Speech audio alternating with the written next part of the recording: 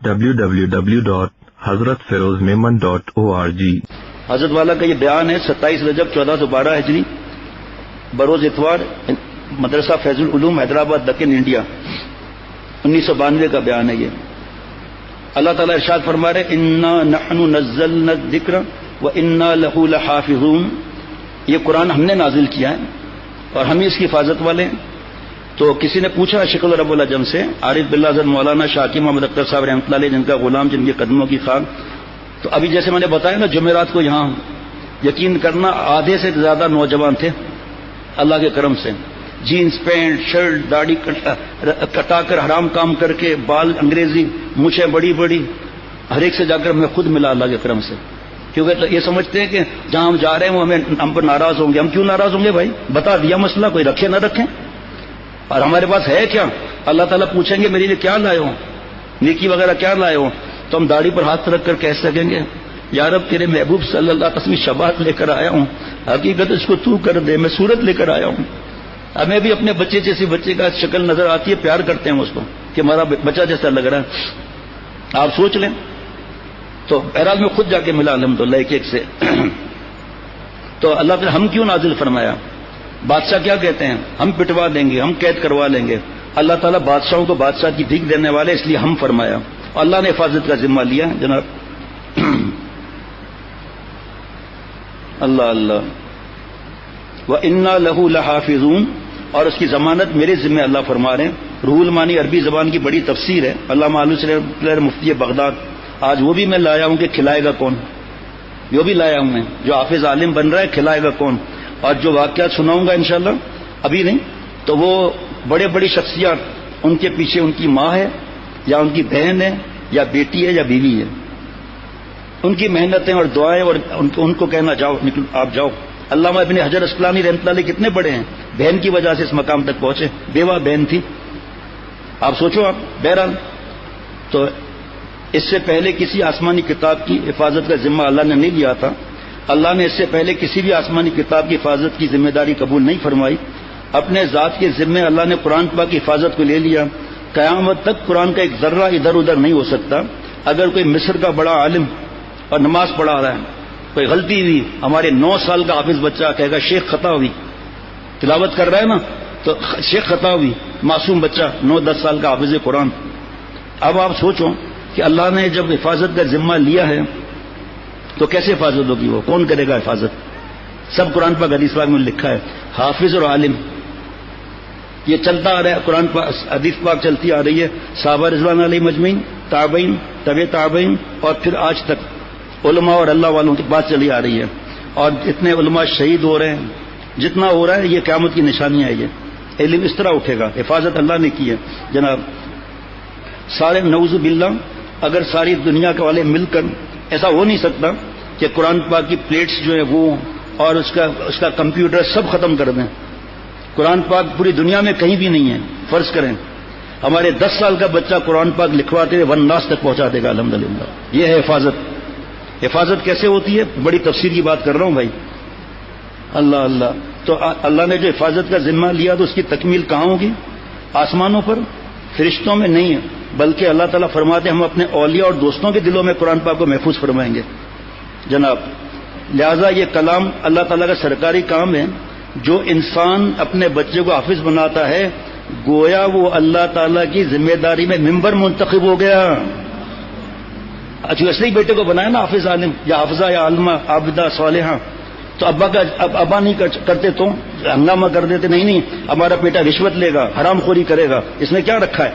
دیکھو ابا کی طرف، ماں کی طرف سے دادا دادی نانا نانی جتنے بھی سپورٹ کرنے والے ہیں اور اس ذمہ داری کے لیے جو قرآن میں نازل ہوا وہ بھی ایسے ماں باپ مبارک ہیں، مبارکباد کے مستحق ہیں۔ اللہ نے ان کو قبول فرمایا، ان کے بچوں کو قبول فرمایا، ان کے ذمہ داری دی اور انہوں نے بچوں کو حافظ بنا کے وَإِنَّا لَهُ لَحَافِظُونَ کی سرکاری ذمہ داری میں اللہ تعالیٰ کا ساتھ دیا جناب۔ اور جہاں سرکاری کام ہوتا ہے اب سنیے، وہاں حفاظت بھی کی جاتی ہے۔ جہاں قرآن پاک کے مدرسے ہوتے ہیں، سن رہے ہیں بھائی میری تو توجہ سے، جہاں جہاں قرآن پاک کے مدرسے ہوتے ہیں دور دور تک بلائیں نہیں آتی، ہمیں پتہ نہیں ہے۔ جہاں قرآن پاک پڑھا جا رہا ہو، تفسیر کا علم پڑھا جا رہا ہو، اور حدیث پاک کا درس ہو رہا ہو، یہاں درس قرآن بھی ہے، درس حدیث بھی ہے الحمدللہ، یہاں عالم بھی بن رہے ہیں بچے، اور آدھے سے زیادہ سب حافظ قرآن ہیں ماشاءاللہ، پھر مفتی بن رہے ہیں، ساری تفسیروں کو دیکھ رہے ہیں، احادیث کیوں مفتی صاحب ایسا ہی ہے، یہ سارے اس میں لگے ہوئے ہیں، یہ اسلام کے قلعے ہیں مدارس، لیکن میڈیا کے ذریعے میں نہیں، میرے پاس کوئی چیز نہیں ہے واٹس ایپ وغیرہ الحمدللہ، نہ میں کوئی اخبار پڑھتا ہوں، مجھے میرے دوستوں نے بتایا علماء کے شان میں اتنی گستاخیاں، کسی کی محبت میں اتنا آگے بڑھ گئے، کسی انسان کی محبت میں اتنا آگے بڑھ گئے کہ انبیاء علیہ الصلوۃ والسلام وارثین العلماء ورثۃ الانبیاء، انبیاء علیہ الصلوۃ والسلام کے وارثین کو گالیاں دے رہے ہوں، اللہ تعالیٰ فرمائیں گے قیامت کے دن ثبوت لاؤ، یا اللہ اخبار میں یہ نہیں شرعی ثبوت لاؤ، گردن پکڑی جائے گی، بدگمانی حرام ہے، اور پھر ایسے گھٹیا جملے میسج میں لکھنا، مسئلے ان سے پوچھتے ہوں، جنازے نماز ان سے پڑھاتے ہوں، اور ان کے پیچھے تراویح آپ لوگ اور ہم لوگ پڑھتے ہیں، جناب جنازے نماز کا طریقہ ان سے پوچھتے ہیں، روزے کے مسائل، حج کے مسائل، زکوٰۃ کے مسائل ان سے پوچھتے ہیں، دم ان سے کراتے ہیں، کان میں اذان تکبیر ان سے دلواتے ہیں، یعنی پیدائش سے لے کر مرنے تک وہ ہمارے کام آتے ہیں، کوئی پیسے بھی نہیں لیتے، اور انہوں نے کیا بگاڑا ہے آپ کا جو گالیاں دے رہے ہیں؟ آپ کی گالیوں سے کیا ہوگا؟ آسمان پر جو تھوک پھینکے گا کہاں جائے گا؟ وہ اپنے منہ پر آئے گا۔ آپ کو پتا ہے، اب موقع نہیں ہے، باقی 5 منٹ رہ گئے، رات کو بیان ہوا تھا، جس کو چاہیے لے لے، کہ جو علماء کو برا بھلا کہتا ہے، غیبت کرتا ہے، ان پر بہتان لگاتا ہے، فلانا یہ ایسا ہے، یہ ڈیزل ہے، یہ آپ نے دیکھا اپنی آنکھوں سے؟ ہم کسی سیاست سے ہمارا الحمدللہ کوئی واسطہ نہیں ہے، میں قرآن پاک حدیث پاک لے کے چل رہا ہوں، کسی سے واسطہ نہیں۔ حضرت شیر پڑھا کرتے تھے، ان پر کیا فرض ہے وہ اہل سیاست جانے، ان پر کیا فرض ہے کہ وہ اہل سیاست جانے، ہمارا کام ہے محبت دور تک پہنچے، اللہ تعالیٰ اور آپ صلی اللہ علیہ وسلم کی محبت۔ جناب جرم کس نے کیا؟ گاڑی چلا دی، اس سے پوچھو آپ دوسری گاڑی کے پیسے ہیں، اس کے دکان کو آگ لگا دی، عمارت کو آگ لگا دی، ان کے ٹھیلے والے کے ٹکڑے ٹکڑے کر دیے سامان کے، بتاؤ تمہیں وہاں سے کوئی جنت ملے گی؟ وہاں سے کوثر ملے گا؟ وہاں سے شفاعت ملے گی؟ اللہ کی محبت میں ایسا ہو جاتے ہیں ہم کہ اپنی جان دے دیں، اللہ کو ناراض نہ کریں، اور ایسے برے، میں نے کہا میں کیوں پڑھوں، میں گناہ گار ہو جاؤں گا، غیبت سننا بھی حرام ہے، ان کی مرضیاں کرنے دو، جب اللہ تعالیٰ انتقام لیتے ہیں تو پانی بھی کہیں نہیں ملے گا، وقت نہیں ہے ورنہ بتاتا، حدیث پاک سے، یہ بھی قرآن پاک سے بتاتا، اور حدیث قدسی اللہ نے فرمایا کہ جو ہمارے ولی کو، عالم مفتی کو ستاتا ہے، ولی کو جو ستاتا ہے اور اسے اذیت دیتا ہے، غیبت کرتا ہے، بہتان لگاتا ہے، بدگمانی کرتا ہے، بے عزتی کرتا ہے، اللہ اس کی ذات کا ذمہ لیں گے، اللہ کا اس سے اعلان جنگ ہے، حدیث قدسی اللہ فرما رہے میرا اسے اعلان جنگ ہے۔ اور دوسری حدیث قدسی میں اللہ فرما رہے ہیں کہ شیر کو جتنا اپنے بچے پر غصہ آتا ہے، جو علماء ربانین اور مفتی صاحبان اللہ والے جو ان کو ستاتا ہے، غیبت کرتا ہے، بہتان لگاتا ہے، اللہ تعالیٰ کو جس طرح بچے کو، جس طرح شیر کو جس طرح اپنے بچے کے لیے غصہ آتا ہے، اللہ تعالیٰ کو اس میں ایسا غصہ آتا ہے اس پر۔ چھوڑو، توبہ کریں ہم لوگ، میسج ایسے ڈیلیٹ کرو، آپ کو کوئی صدارت ملک کی نہیں مل جائے گی، ہاں عذاب کا خطرہ ہے، اللہ بچائے، دور دور تک بلائیں نازل نہیں ہوں گی۔ اور جو ہمارے یہاں پڑوس اتنا پیارا ہے، جب پوچھ رہا ہوں کیا بن رہا ہے، ہم نے کہا مسجد بن رہی ہے، اتنا پیارا پڑوس ہے، کہا واہ واہ واہ واہ، مزہ آ گیا۔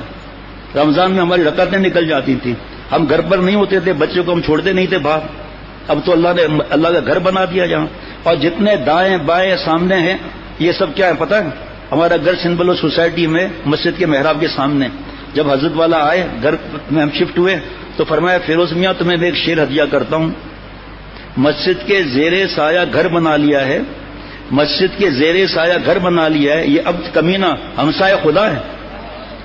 تو آس پاس آگے پیچھے دائیں بائیں کتنے حد تک کتنے پیار برستا ہے، کتنے ولیوں کے نام گناؤں جو یہاں آ چکے ہیں ماشاءاللہ، حضرت شیخ الاسلام دامت برکاتہم یہاں آ چکے ہیں، مفتی عبدالسکھروی صاحب یہاں آ چکے ہیں، اور گنتے گناتا جاؤں تو ان کی برکات نہیں ہوں گی۔ یہاں جو قرآن پاک محلے والے پڑھتے ہیں، بچے پڑھتے ہیں، مغرب کے بعد قرآن پاک کی تصحیح ہوتی ہے، کوئی پیسہ نہیں لیا جاتا، یہ کیا انوارات نہیں برسیں گے جناب؟ جہاں سرکاری کام ہوتا ہے وہاں حفاظت بھی کی جاتی ہے، جہاں قرآن پاک کے مدرسے ہوتے ہیں دور دور تک بلائیں نہیں آتی، اور جو لوگ ان مدرسوں میں تعاون کرتے ہیں، اساتذہ کی تنخواہیں فراہم کرتے ہیں، ڈاکٹر لوگ وہاں مدرسے میں دوائیں طلباء اور اساتذہ کو دیتے ہیں، یا بجلی یا ٹیلی فون یا کسی قسم کا بھی تعاون کرتے ہیں، تو سمجھ لو یہ سب اللہ تعالیٰ کے سرکاری کام میں شامل ہے۔ اور صدقہ جاریہ لوگ سمجھتے ہیں صدقہ جاریہ زمین اور اس کے اندر اسٹیل اور سیمنٹ، بس یہ صدقہ جاریہ ہے، نہیں نہیں نہیں نہیں، جو خرچہ ہوگا سب صدقہ جاریہ میں ہے۔ جو مدرسہ قرآن پاک کے لیے زمین دیتے ہیں، جو مدرسے کے لیے یا تعمیر میں پیسہ لگاتے ہیں، جو بجلی کا بل ادا کرتے ہیں، جس روشنی میں بچوں نے قرآن پاک یاد کیا، کیا وہ بجلی کا بل ادا کرنے والے اللہ تعالیٰ کے سرکاری کام میں شامل نہیں؟ ہاں، اس لیے ہمارے یہاں تو بڑے ہوشیار لوگ ہیں، حضرت فرماتے ہیں بعض اہل خیر لوگ پوچھتے ہیں کہ جہاں جہاں بچے حفظ قرآن کرتے ہیں اس کا بجلی کا بل کتنا آتا ہے؟ ہاتھ جوڑ کر کہتے ہیں خدا کے لیے مہربانی فرما کر یہ بجلی کا بل میں خود آ کر دے جاؤں گا، سارا بل ادا کرتے ہیں۔ اللہ تعالیٰ کی توفیق سے ایسے ایسے اہل خیر ہوتے ہیں۔ ہمارے سب محلے والے کتنے پیارے ہیں، ان پیاروں سے پوچھ لو کہ آپ کے گھر پر کبھی کوئی آیا اس گلی میں پیچھے یا کسی کوئی آیا کہ بچے بھوکے آٹا دے دوں؟ نہیں، وہ خود ہی ماشاءاللہ خیال کرتے ہیں۔ کوئی آیا ہے کہ بچے آج رات کو بھوکے سوئیں گے؟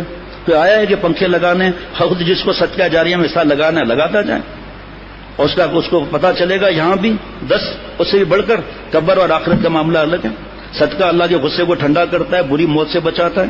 جناب آخری بات آج کی، یہ بھی ہندوستان کا سفر ہے، مسجد نور بمبئی بعد عشاء 9 بجے۔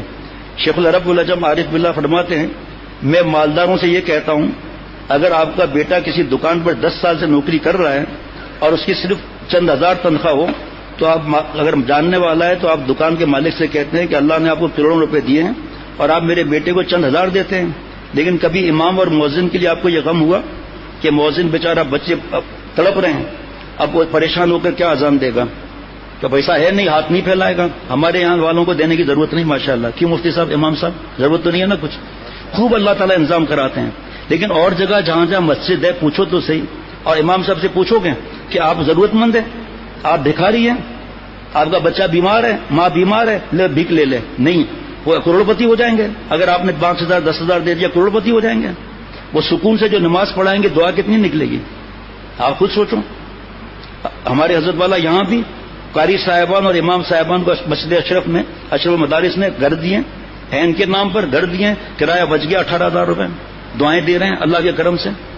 جناب کسی کو امام صاحب مؤذن کے لیے یہ مسئلہ پیش کریں کہ مؤذن امام کی کیا تنخواہ ہونی چاہیے۔ لورا لائی میں 2 دوست ہیں میرے، دین پھیلا رہے ہیں، تنخواہ بتاؤں ان کی بھائی، تنخواہ بتاؤں 2,000 روپے، 2,000 روپے تو پیزا بھی نہیں آتا۔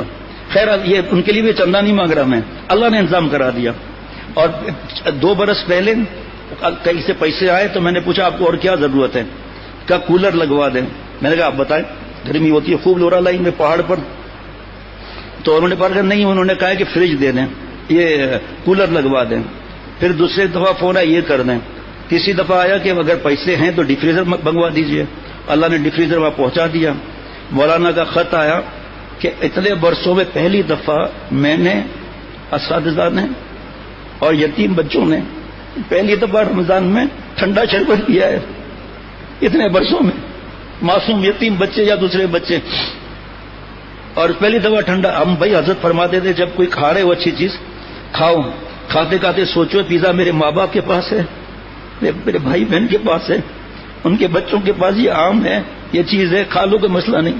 دل میں کیا جواب آتا ہے دوسرے دن ہدیہ پہنچا دو، ماں باپ کی کتنی دعائیں نکلے گی، چاہے ماں باپ امیر بھی ہوں، چاہے امام صاحب بھی امیر ہوں۔ ہماری غرض ہے کہ ہمارا پیسہ ایک دیندار کو لگ جائے۔ حدیث پاک ہے تمہارا کھانا نیک لوگ کھائیں، حدیث پاک ہے، آگے تفصیل کا موقع نہیں۔ بتائیے میں سیٹھ حضرات سے پوچھتا ہوں کہ آپ کا ماہانہ کیا خرچہ ہے؟ مولوی گویا پیٹ پر پتھر باندھے، آپ پیٹ پر حلوہ باندھیں۔ بھائیو سنو، یہ باتیں کھری اس لیے کہتا ہوں کہ میں آپ کے نذرانوں کا محتاج نہیں، متمنی نہیں ہوں، میں اللہ کے لیے آپ کو بات سنا رہا ہوں۔ میں پھر اپنی آرزو بتاتا ہوں کہ اللہ سے میں دعا کرتا ہوں کہ اللہ مجھے کروڑا ارب روپے زیادہ دے دیں۔ سب سے پہلا کام یہ کروں گا کہ میرے علم میں جتنے علماء مقروض ہیں پہلے ان کا علماء کا قرض ادا کروں گا۔ جو میرے مکان ہے اس کو دیکھیے اس نیت پہ ثواب ملتا ہے، اور مکان بنوا دوں، جن کی بیٹیوں کی شادیاں غربت کی وجہ سے نہ ہو سکی ہوں ان کی شادی کرا دوں۔ یہ علماء دین ہے۔ اگر آج یہ نہ ہوتے تو جیسے میں نے بتایا نماز جنازہ، نمازیں، مسجدیں ویران ہوتی۔ آپ بتلائیے کیا علماء دین نہ ہوتے تو کیا ڈپٹی کمشنر صاحب اذان دیتے، کیا تکبیر کہتے، کیا درس قرآن دیتے، درس حدیث دیتے، اور کیا امامت کرائے گا کمشنر یا ڈپٹی کمشنر یا اور بھی جو بھی ہو، جو لکھا ہے میں اس کی بات کر رہا ہوں۔ ایسے نیک لوگ بھی ہیں میں جانتا ہوں، بڑی بڑی پوسٹوں والے۔ اس لیے علماء کے وجود کو غنیمت سمجھو، انہی کی دم سے آج سب کچھ قائم ہے۔ یہ مدارس دین کے قلعے ہیں۔ ابھی وقت نہیں ہے، جلدی بتا دیتا ہوں۔ یہ جو حضرت فرما رہے ہیں نا کہ یہ حدیث پاک ہے کہ جب تک ایک بھی اللہ اللہ کرنے والا نہیں ہوگا تب تک کوئی قیامت نہیں آئے گی. جو آخری ختم ہوگا قیامت آ جائے گی. اور بڑے بڑے سائنسدانوں، یہودوں، نصرانیوں، ہندوؤں، یہ جتنے ٹیکنالوجی آپ کر رہے ہو نا، جتنے جناب فیری کے اندر گھوم رہے ہو، جتنا ڈزنی لینڈ جا رہے ہو، یہ سب ایک مسلمان کی برکت سے قائم ہے. مسلمانوں کو اذیت پہنچانے والوں، انجام بھی سوچنا کیا ہوگا. یہ ایک ایک اللہ والے کی وجہ سے سب دنیا عیش کر رہی ہے. جیسے ہی وہ گیا اسی وقت سور پھونک دیا جائے گا، قیامت آ جائے گی. سب بنگلے بہت خوشنما ہے یہ بنگلے تمہارے، یہ گملوں کے جھرمٹ، یہ رنگی نظارے. ارے جی رہے ہو کس کے سہارے کہ مرنے سے ہو جائیں گے سب ایک کنارے. جس کو دیکھو جو بچت ہے لاڑو پلاٹ کے اندر مٹی میں. میں نے پوچھا، ایک بہت بڑا شخص حیدرآباد لے جا رہا تھا، بڑی چیمپئن گاڑی تھی. میں نے پوچھا بھائی یہ دائیں بائیں جو بڑی، نام نہیں لوں گا، یہ سوسائٹیاں آ رہی ہیں یا جو بھی ڈی ایچ اے وغیرہ جو بھی ہے، اس میں حرج نہیں ہے، آگے بات نہیں کہوں گا. یہاں آپ کا پلاٹ ہے کتنے میں بکے گا؟ کیا 50 لاکھ میں لیا تھا، 1.5 کروڑ میں بکے گا. اچھا پھر آپ کیا کریں گے؟ کیا 2 پلاٹ اور لے لوں گا اس پیسوں سے؟ اچھا پھر وہ 3 کروڑ ہو جائیں گے، کیا کریں گے؟ کیا 4 پلاٹ اور لے دوں گا. میں نے کہا بھیا آپ کا پیسہ مٹی میں جا رہا ہے، پھر ایک دن آپ بھی مٹی میں چلے جائیں گے. وارثین پتہ نہیں آپ کی طرف سے زکات اور صدقہ دے نہ دے، آپ تو اپنی زندگی میں دو. اللہ نے اتنا مال دیا ہے، صدقہ جاریہ تو بناؤ قیامت تک کا جناب. اس لیے ذرا عرض کرتا ہوں کہ ذرا دل پر ہاتھ رکھو، علماء سے پوچھو، آپ تو ہمارے دین کی خدمت کرتے ہیں، میرے لائق کوئی خدمت ہو تو بتا دیں. اس پر بھی وہ نہیں بولیں گے، خود دینا چاہیے جو بھی دینا ہے دین میں. اب خود ہی انتظار نہ کرو کہ مولوی ہاتھ پھیلائے. ہمارا آپ کا فرض ہے کہ ہم علماء دین سے ادب سے ان کے گھروں پر جا کر پوچھیں. آج کل آپ مقروض تو نہیں ہیں، کسی بیٹی کی شادی کا مسئلہ تو نہیں ہے، آپ کے مکان کے بارے میں کوئی مسئلہ تو نہیں ہے، کبھی بیمار بیچاروں کی بیوی ہو جائے، اسپتال میں 40,000 50,000 کا خرچہ ایک دم ہو جاتا ہے. آپ بتاؤ تنخواہ اتنی کم والا مولوی کہاں سے لائے گا؟ امام صاحب کہاں سے یہ خرچہ کرے گا؟ یہ قرضہ کون ادا کرے گا؟ قیامت کے دن اس کا کون جواب دے گا؟ یہ ہماری اور آپ کی ذمہ داری ہے کہ اس کو ہم سمجھیں کہ ہماری خوش قسمتی ہے، ہماری خوش قسمتی ہے جناب. ہندوستان میں ایک مقابلہ ہوا کہ جو ہاتھی کو رلا دے گا اس کو 1 لاکھ روپے انعام ملے گا. ایک آیا ہاتھی سے کہا کہ ٹرین کا حادثہ ہو گیا، اور ہاتھی رویا نہیں. دوسرا آیا کہ جہاز کرش ہو گیا، رویا ہی نہیں. تیسرے نے کہا بم کا دھماکہ ہو گیا، رویا ہی نہیں. ایک صاحب آئے کان میں کچھ کہا، ہاتھی صاحب روتے روتے زمین پہ گر گئے اور سونت مار رہے تھے، اوپر نیچے رو رہے، چیخیں مار رہے ہیں. کہا یار آپ نے اس کے کان میں کیا کہا؟ کہا میں نے اس کے کان میں پاکستان، بنگلہ دیش اور انڈیا کے امام صاحب کی تنخواہ بتا دی. میں دوستوں سے مجھ سے پوچھتے ہیں نا، میں نے کہا بھائی آپ جو 10,000 دے دو وہ تو امیر ہو جائیں گے. تو امیر ہو جائیں گے تیرا کیا بھائی؟ تیرے کو تو ثواب ملنا ہی ہے نا. امیر ہو جائے تو اچھا ہے نا، امیر ہو جائے. اب یہ 10,000 میں امیر ہو جائے گا اور کوئی وہ لے آئے گا، کیا پراڈو لے آئے گا یا رولس رائس لے آئے گا. کیسی بات ہے بھائی؟ الحمدللہ ہمارے جتنے ساتھی ہیں ان سے پوچھ لو کہ آپ کو ضرورت ہے کچھ آپ کی دوا کوئی پیسے دیں، پوچھ لو ان سے آپ. آخری بات، ایک مسکین بزرگ تھے جو دین کی خدمت میں لگے ہوئے تھے. ایک بزرگ مالدار تھے، مالدار بزرگ ان کو خفیہ طور پر ماہانہ خرچہ بھیجا کرتے تھے اور کان میں کہتے تھے کہ اپنا سارا مہینے بھر کا خرچہ چلائیے اور آپ اللہ کے دین کو پھیلائیے، آپ فکر نہ کریں اس طرف سے. لیکن ان کو کیا دعا دیتے تھے؟ یہ بھی کتابوں میں لکھا ہوا ہے کہ وہ یہ بزرگ دعا کرتے تھے، یا اللہ جس نے ہمیں دنیا سے بے فکر کیا اور دین کی خدمت کے لیے آج وقت دیا، اللہ تعالیٰ قیامت کے دن آپ اس کو بے فکر کر دیجیے گا. اللہ تعالیٰ مجھے ہم سب کو اللہ والا بنائے، عافیت کی حیات نصیب فرمائے، اپنا قرب اللہ تعالیٰ عطا فرمائے. www.hazratferozmeman.org